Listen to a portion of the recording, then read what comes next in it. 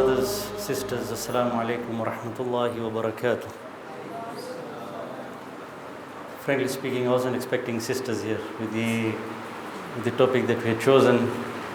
It's nice to see football fans amongst the ladies. Actually, whenever we have a session,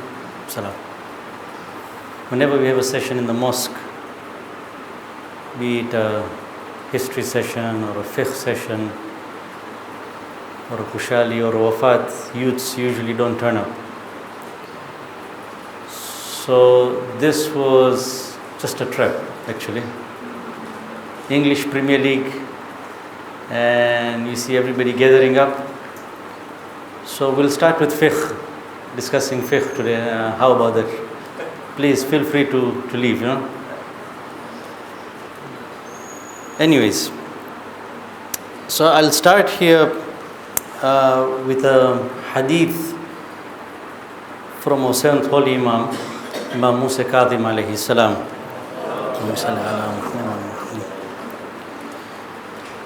It's one of my favorite hadith, and I think it's something that we should all read, memorize, stick it somewhere, and most importantly live by it.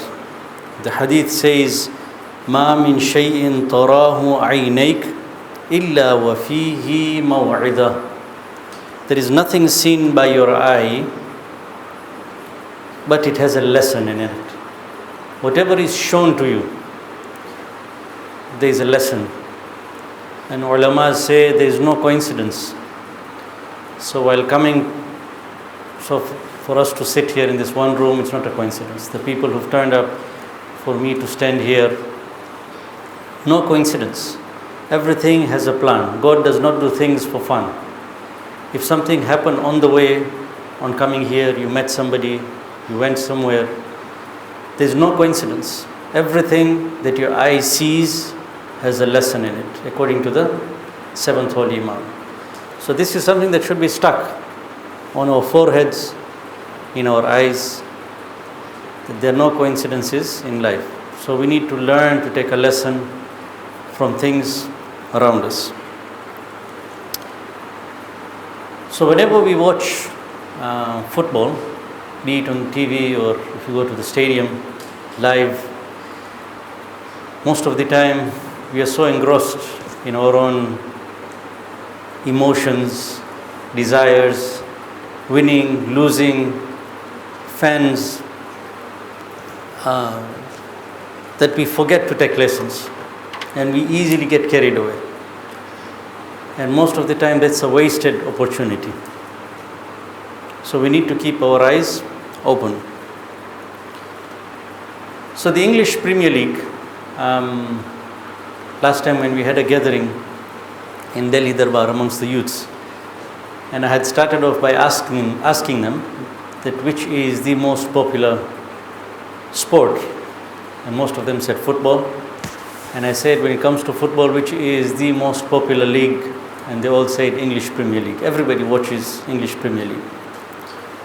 So then I thought that, okay, if everybody is watching the English Premier League, let's try to take a lesson from it and try to apply it in our lives. So the English Premier League this year, 2018-2019 season, has been very, very dramatic. We all know the happenings. Most of you know football better than I do. What's happening in the English Premier League just now, we have two teams fighting for winning the Premiership. So Liverpool, Man City.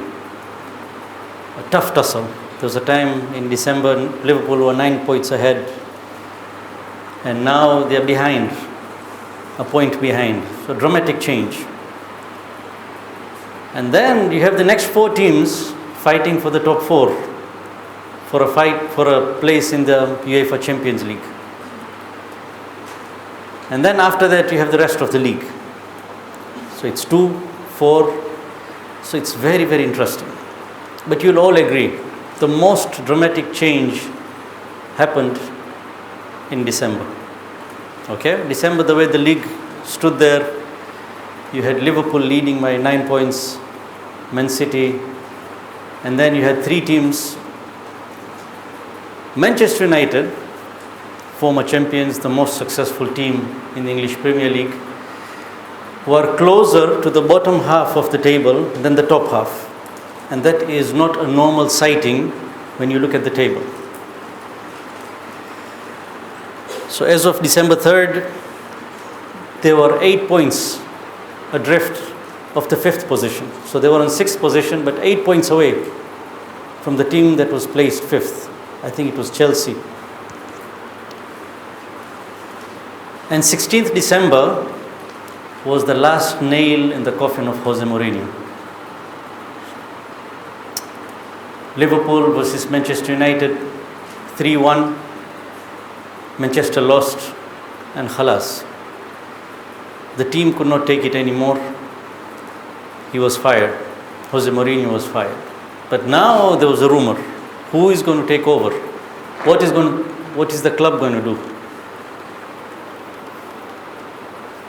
So the name that came up was Michael Carrick will carry on as the interim coach, and then they'll look for another coach, another manager.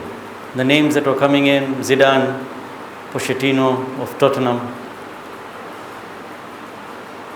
But the biggest surprise was, nobody I think expected it, Ole Gunnar Solskjaer comes in. Now as you know, he joined Manchester United, if I'm not mistaken, in 1996, played for Manchester United for 11 seasons. 2007 he retires because of a nagging injury from which he couldn't recover. But he joins the coaching staff and is the coach of the reserve team. He coaches them for 3 years, goes back to Norway, he's a Norwegian, and then after a year or two he's hired by Cardiff City, and I think he's the coach only for 8 months, he's sacked. Cardiff City are relegated, so a failure first time around. With his own team in Norway he was successful, but with Cardiff City, a failure. So nobody was expecting Ole Gunnar Solskjaer to take over the club. Yet he was given this position. Now everybody is apprehensive. What's going to happen? Is this the right choice? Is he the man to turn things around? And in the past 2 months, as we've seen, he's proven himself. Although 2 months is not a long time, you cannot count him amongst the gurus of coaching. He cannot be counted in the elite coaches of the world, in the Sir Alex group, or in the Guardiola group, or the Arsene Wenger group. There's no way. Just 2 months, it's too short a time to put a person in that position. But what is so dramatic is he's done it in a relatively short time. No new signings in the transfer window, and what a change he's brought in. So no reinforcement. He's used the same players who are playing with Mourinho, who are a failure. The team was falling apart, yet he comes in and changes things around. So what's the secret behind his success? But before we go there, let's talk about Mourinho. What happened to Mourinho? I think it can only be summarized by one hadith. The whole idea here, and I'll come to this later on, this was Sheikh Alidina's idea, so I'll keep it towards the end. But the secrets or the treasures that we have in our faith, we need to look at them. Not only look at them and be proud, no, apply them. Because people have done that and have succeeded, and there are people who have not followed it and have perished. So look at this hadith from our 10th Holy Imam. We commemorated his wafat day just a few days. So it's very, very appropriate to quote this hadith. So Imam al-Hadi says, the one, listen to this carefully, the one who is pleased with himself his own state and his condition. Those displeased and angry with him shall get abundant in number. So when you get successes in life and you start talking about them, oh, this is me, and you start praising yourself, not in your thoughts, in your words, I am the special one. When you do things like that, Imam says, and this was how many 100 years back, thousands of years back, Imam says, those who are pleased with themselves, when you do that, people around you will get more and more displeased with you. They'll become angrier with you. They'll move away from you. So the secret is to have humility. So Maulana Sahib Sayyid Adil on Sunday, we have a nice tafsir session for those of you who are interested, or for those of you who don't cycle. Cycling time, we have tafsir alternatively. So he mentioned this. And this again I'm saying is not a coincidence. No coincidence in life. So he says in Urdu, in his sweet Urdu that he has, Maulana says that his teacher told him one sentence that has stuck with him, and he is sharing it with us now. He says, there are people who say, agar main na hota, to ye kuch nahi hota. If I wasn't there, this nothing would have been there. Agar main na hota, to ye kuch nahi hota.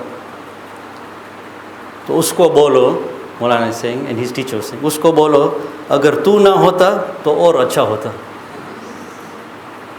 If you were not there, it would have been even better. So this summarizes Jose Mourinho's career. Okay?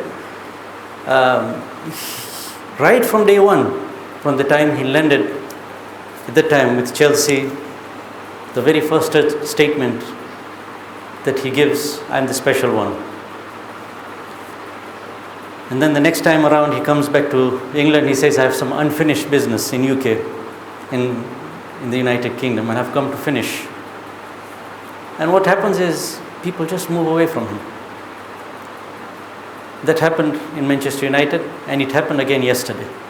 Real Madrid are in disarray. They fired their coach, looking for a replacement, and one of the names that was suggested was Jose Mourinho. The players come together under Sergio Ramos, and they say there's no way he's coming here. The dressing room comes together and say we don't want him here. Now that's sad, but this is a hadith of 14th Imam, and because it's a hadith, it's not for Jose Mourinho. He's never going to read this. This is for us, and take a lesson. There are so many people in history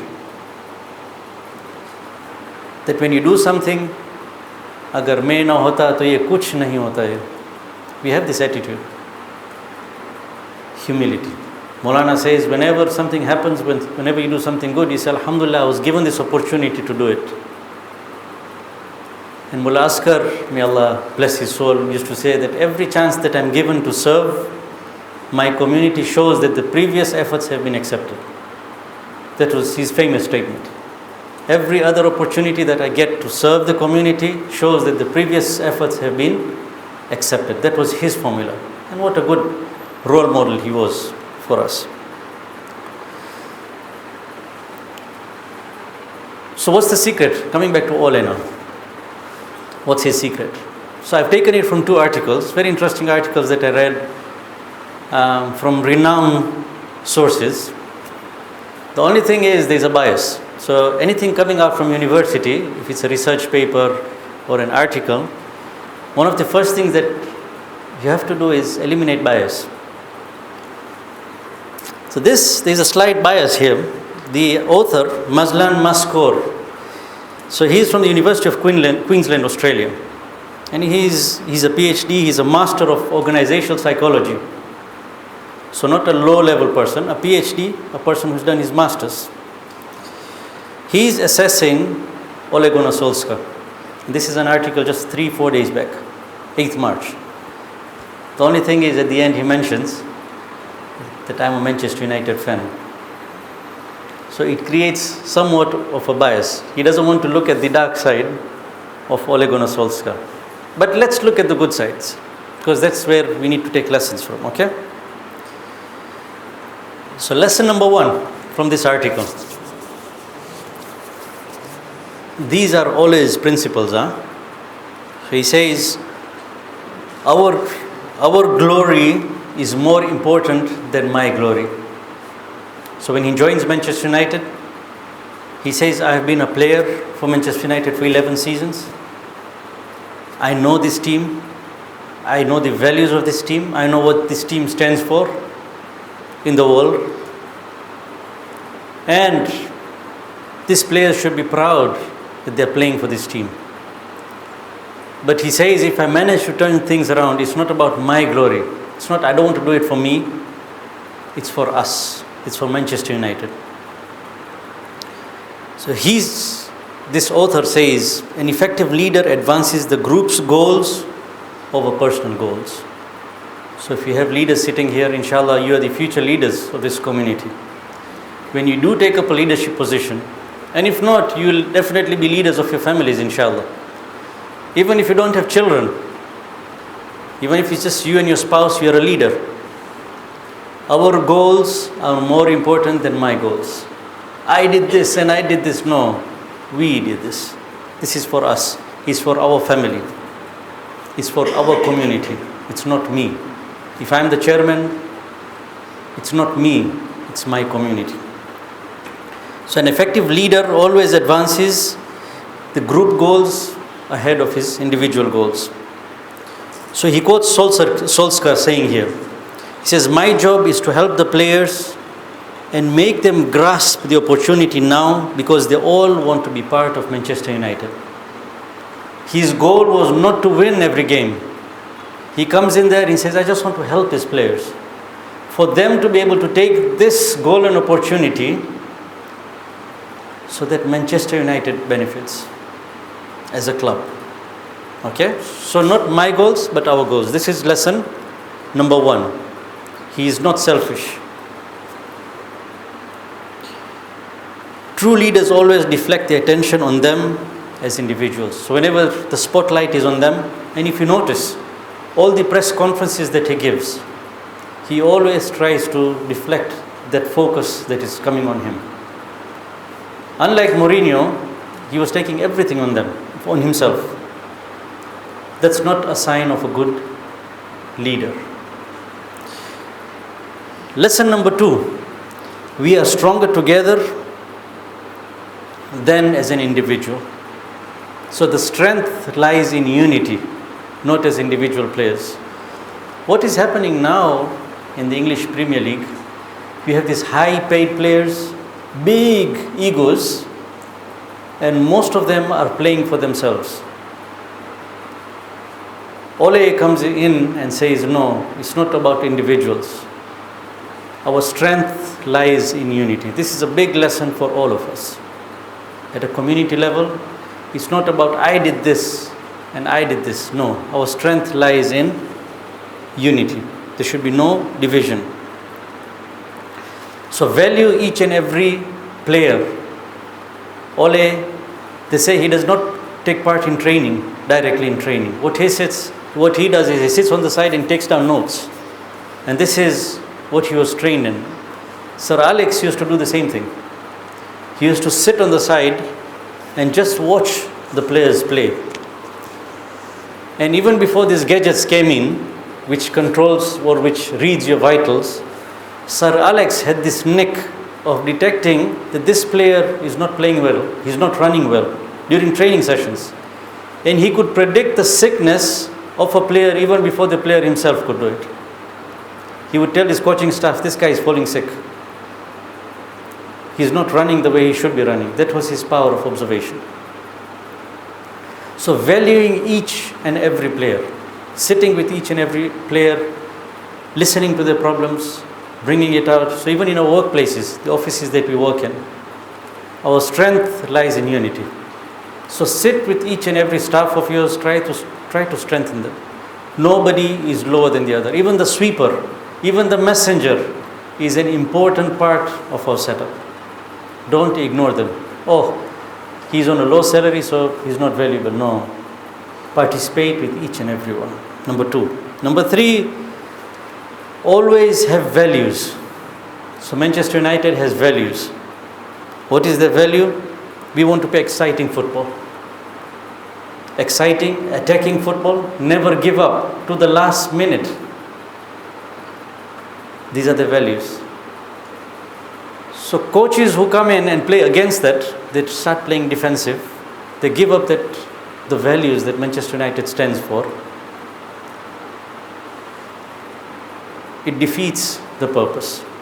So Ole came in and said, no, the values of the team, which I understand, have got to be restored. We need to play attacking football. And that's what has happened since December. In the last 2 months, if you've seen, the game has changed. Do you have Liverpool fans here? Ahsant. So I'm not ignoring you. I don't see very happy faces here. But I was talking to Hasnain, my colleague, in the evening today. I personally put Klopp and Ole Gunnar Solskjaer in almost, to me, I feel they have the same values. They have a capacity to really motivate players, and the way they have done it is amazing. In fact, Klopp should get more credit. He's done it over a longer period of time. He's done it in Germany. He's done it in the UK, which is a more difficult league, English Premier League. But we'll talk about him some other time. Ole has done it within a very short time, and I think he's the talk of town. I think he was voted as the best coach for January. And I think everybody's talking about him. The press are talking about him. The kids are talking about him. The youths. So I took him as a role model. So don't get disappointed. We'll talk about Klopp some other day. I have something prepared for him also. So this was from Queensland University. There was another article which I read in Forbes magazine. Forbes also concentrates on businesses. So the article starts off with the money side. Or Manchester United are worth $4.1 billion. And they just talk about figures. But they also talk about leadership lessons from Manchester United. So lesson number 4, positivity. What Ole Gunnar Solskjaer has done is he's brought about a positive outlook. He's brought about positive energy into the club. Before he came in, we had players all grumpy. When you followed their social media accounts, putting weird photos, all udas, no energy to play Manchester United players. Suddenly within a month, everybody is relaxed, nobody's paralyzed, they're playing their own game, they're all happy, they're smiling. They walk into the pitch with a positive outlook, and they say the credit goes to Ole. He's brought about positivity around the team. So the first thing he did, they say, when he came in after he was appointed, he came with bars of chocolate, so many from Norway. And he goes around the club and starts distributing chocolates to all the staff, the receptionist and the office boy and the messenger and whoever, the old guys that he used to interact with. He went and gave everybody a chocolate. A small gesture, but suddenly the environment had changed.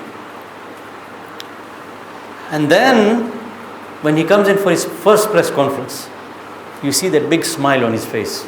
Forbes says this is the biggest lesson you can take from this man. He walks in with a smile. Other coaches don't.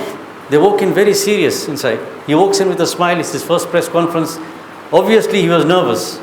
But with that smile, everybody around got relaxed. He was relaxed. People around him were relaxed. A big lesson for us. When we walk into our houses, this is from the hadith. Walk in with a smile. If possible, carry a gift. I can't do this myself every time. I think it will become very expensive. But small things. A small thing, even a biscuit. Walk in with a gift. Leave your stresses at home, at the workplace. Walk in at home with a smile. Walk into your workplace with a smile. A smile on the boss's face changes the environment around. So the biggest thing they say you can learn from Ole Gunnar Solskjaer is the smile on the face. Positivity. Okay? Positive energy. People should come to you to get some positivity. People who are feeling down, if I go and sit with this guy, he's going to change my mood. Let me go and sit with him for 5 to 6 minutes, You should have that kind of a reputation. Try to transmit positive energy. Lesson number 5, transparency and authenticity. Now, yesterday I was really hoping, 2 days back, I was really hoping that, because I had chosen this topic already, I really wanted to talk about Ole, and I was hoping that Manchester United beats Arsenal, so that brings about a clear sheet, and it would not taint the image of Ole Gunnar Solskjaer, Unfortunately, it did not happen. They lost 2-0. But in one way, it was a blessing. When I heard this statement, so the press conference that Ole had after the game, the reporter asks him, so what's the attitude like in the dressing room? So he says, this is the lowest we've gone. We haven't gone lower than this since I've joined the club. So the reporter tells him, so what are you planning now? Just forget about the game and carry on? Forget about this game and just move ahead? He says, no. We have to look back at this game. Now look at his words. The reporter tells him, just forget the game and go ahead. And he says, no, we need to look at this game and tell ourselves, we have won games in the past that we did not deserve to win. And today we lost a game that we did not deserve to lose. What a statement. He says they need to look at this game and take this lesson that in the past we've not played as well, but we've won games. Today we played really well. We hit the woodwork twice, almost 5 chances wasted. We did not deserve to lose, but we lost. This should be a lesson. Now this is authenticity, transparency. Okay, he's very authentic. This is what the feeling should be. Yes, we are down, but this is what we should portray, not to hide things. And the last lesson, lesson number 6. Leadership requires vision, strategy, and execution. So the game against PSG, when he was talking to reporters, he said we had a game plan to go in, score early, and then play on our strengths, So they had a vision, they had a strategy, and they had execution. And with every game, they do that. Not only with him, but all the teams. This is a big lesson for us. Sometimes we just do things for the sake of doing it. Bas our program che Muharram ma halo kari nakhe, Let's do it. Or Jamaat ma kairu che bas let's just do it. We should have a vision. Why are we doing it? We should have a strategy, and then how are we going to execute it? This is a big lesson that we need to learn from football. So to me, whatever happens on the football field is a game of life. Okay? Winning and losing is part of life. The only thing is a game lasts 90 minutes. Our life lasts for around 50 to 60 years. But the principles are the same. We have people on our side, we have people against us.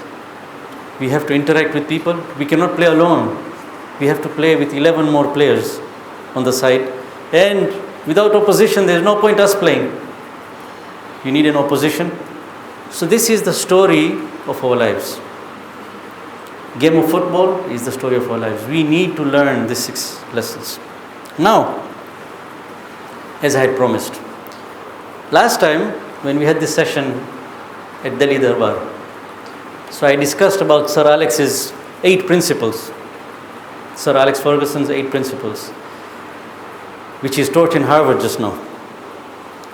His secrets of success. So I talked about it, and then when I sat down, Sheikh Murtada Lidina was there. So he was asked to give the vote of thanks.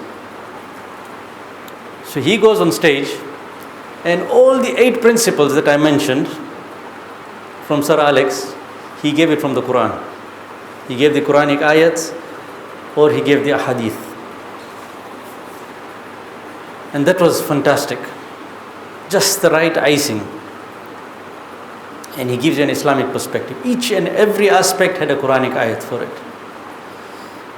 So when we're having dinner on the same day, I said, well, Sheikh, why can't we learn from these people, Sir Alex, why can't we learn from him? What's wrong in learning from him? He says, yes, we should learn. But do you know it took Sir Alex 26 years to learn his lessons? It took him 26 years to learn these lessons that are being shared in Harvard. He's made so many mistakes on the way. And he's come up with these 8 principles, which again are not foolproof, but they have worked.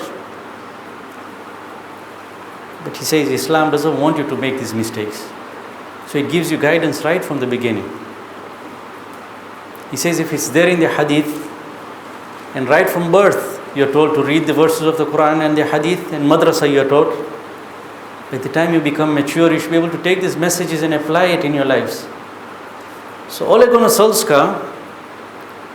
6 lessons from his life, but it took him 11 seasons as a player, or from the time he made a debut, his football debut, plus 3 years coaching the reserve team, 8 months as a failure in Cardiff City, 2 successful years coaching Molde in Norway somewhere, and now he's come in and he's shown these principles, and he says that he uses Sir Alex as a mentor. So these are not even his principles, it's something that he's learned. But he strived, and some places he says that I didn't even know that Sir Alex was grooming me. I was sitting on that bench as a reserve. He was a super sub. He rarely played the full game. He used to come in as a substitute, 79th minute, 80th minute, and he would score goals. That was his duty. He used to play 10 minutes. And he didn't realize, he thought he was a super sub and very effective. He never realized that Sir Alex was keeping him on the bench and training him. He says, only later on did I realize that he was mentoring me while I was sitting on that bench. Of course, he had the capacity to learn. So, using this technique of Sheikh Alidina, I'm not as good as he is. I cannot give you verses for each and every secret that I have mentioned here. But there's only one verse I want to share with you, and this is a verse that was talked about by Sayyid Adil in one of the marriage lectures that he had. There was a nikah session, and he mentioned this ayah, and he came up with secrets. And I think this summarizes all the 6 points that I've mentioned. This one. So the verse is from Surah Al Imran, verse number 159. It says, A'udhu billahi minash shaitanir rajim. فَبِبَا رَحْمَةٍ مِّنَ اللَّهِ لِنْتَ لَهُمْ. I'll read the whole verse and then we'll break it down.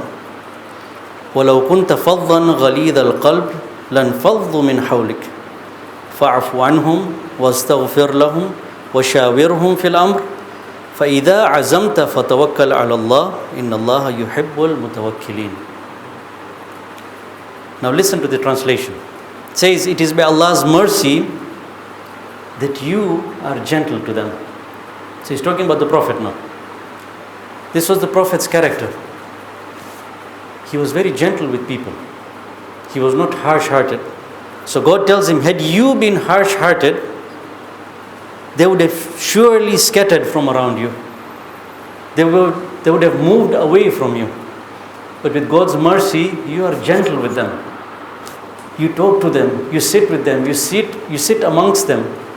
You listen to their problems, you try to sort it out. And this is the mercy of Allah. And because of that, they gravitate towards you. They get attracted towards you. If you had been hard-hearted or harsh, the same people would have moved away from you. Does it ring a bell in your mind? So now, the ayat goes ahead. It says, so excuse them.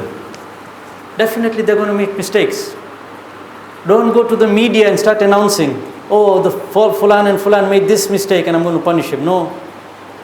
God tells the Prophet, so excuse them, they're going to make mistakes. Not only that, and plead for forgiveness for them. There are some who don't even know that they're doing something wrong. Oh Prophet, if they do something to you, excuse them. Not only that, but you pray for their forgiveness. Because of your dua, they could get straightened. And consult them in their affairs. Don't be authoritarian. Consult them. And once you've resolved, put your trust in Allah. Indeed, Allah loves those who have trust in Him. So 5 points here. Linta lahum. Laini. Don't be harsh. Ole has applied this technique. When he came in, he's been, the smile, distributing chocolates. It's just a small principle that he's applied, and it has become a secret now that is being shared around. Excuse them. Roy Keane, the former captain of Manchester United, says that if I was around, I would have kicked these players out. They got away with murder. How could they do this with Jose Mourinho? They betrayed him. This is Roy Keane. Ole Gunnar comes in, he says, no, I love these players. I see potential in them. I want to work with them. I want them to grow. This is the Prophet's secret. I'm not saying Ole Gunnar is a prophet. No. It's just a simple principle that is applied, and it's a lesson for us. These are formulas that are there in the Quran. We need to apply them. Ask for forgiveness for them. Now Islam goes a step ahead. So these are simple principles that we have discussed, Ole Gunnar but Quran goes ahead. Ask for forgiveness for them. It's not only talking, but there's some things that are hidden that they don't know about. Ask for forgiveness. Consult them. Don't do things on your own. When you consult people, you're empowering them. And last, put your trust in Allah. Once you've done all these 4, linta lahum, be gentle with people, excuse people, ask for forgiveness, you consult them. After all that, put your trust in Allah. Oh Allah, I have done my best. Now put your trust in Allah, because God loves those who trust Him. So Quran not only has the 6 secrets, but it goes a step ahead. So you can imagine, within a short time, Ole Gunnar has just applied a few examples from the Prophet's life. And you see the success that he's radiating around. And if you were to see the life of the Prophet, people wonder, within 23 years, he brought about a revolution in a community that was considered totally illiterate. People who just thought about wars, burying their own daughters. Within 23 years, he brings about a revolution, a religion that has lasted till today. What Ole Gunnar has is just 1 or 2 qualities. You can imagine the Prophet. A person who has so many qualities, on top of that, utmost faith in Allah and utmost trust in Allah. And see our ulamas today. If you see our ulamas, you see these qualities in them. You go and sit with them one-to-one, you see the humility. There's no boasting. They will always give you some advice. They sit down. Ayatollah Sistani, may Allah grant him protection and grant him a long life. There was a time when we used to go and visit him, he used to sit at the corner of the room, and all of us used to sit down. There came a time he didn't have the ability to sit down, so he sat on a chair, but he insisted that nobody should sit down now. Everybody should sit on a chair. Like, these are examples of humility. And you can see the success. Along with faith in Allah, along with trust in Allah, this gets magnified. I'll finish off with one hadith of the first Holy Imam. It's from Nahjul Balagha. This is a book that has been compiled by Sheikh Khalidina's family. Gems of Wisdom from Amirul Mu'mineen alayhi salam. A small booklet, but fantastic. A small hadith with a commentary and a few things to ponder about. So there's a hadith from Imam Ali ibn Abi Talib alayhi salam. Allahumma salli ala Muhammad. It says, قُلُوبُ الرِّجَالُ وَحْشِيَّةً فَمَنْ تَأَلَّفَهَا أَقْبَلَتْ عَلَيْهِ. The hearts of people are like wild beasts. Whoever tames them, they turn positively towards him. If you apply this to the English Premier League of whatever we've talked about, these players are wild animals. They have big egos, big salaries. They are like wild animals. The task of a manager is to tame them. So this hadith says that humans are like wild animals. All you need to do is just tame them. The moment you tame them, they'll be under your control. And then there's a hadith of the Prophet which is added here. He says, 3 things increase affection. They create friendship bonds. One is meeting one another with cheerfulness. This is the Prophet's hadith. When you meet each other with cheerfulness. This will increase bonding between you. Secondly, to give him due respect in a gathering. Respect each and every person that you meet. Respect them. This will create bonds amongst yourself. And call people with loving names. Not with nicknames, not with funny names, but call people with loving names. This will create bonds amongst you. So the bottom line is, we've taken a lesson from the English Premier League. And I've used Sheikh Alidina's technique of topping it up with a Quranic ayat and a hadith. The bottom line is, we have these treasures with us. We need to apply it. And people who have applied it have seen success. Ole Gunnar, Sir Alex, Klopp, and Guardiola's, they have applied few of these secrets. We have so many more secrets. If we apply it in our lives, in our working places, with our families, we too can be successful. Within a short time, we don't have to wait for 26 years. 2 months sometimes is enough to bring about big changes, and we can see it happening. With these few words, I'm sorry if I have bored you, especially the ladies. It was nice to see them coming in spite of hearing that it was about football. And I'm sorry if I bored you guys, but thank you for listening. If there are any questions, I'll make an effort to answer them.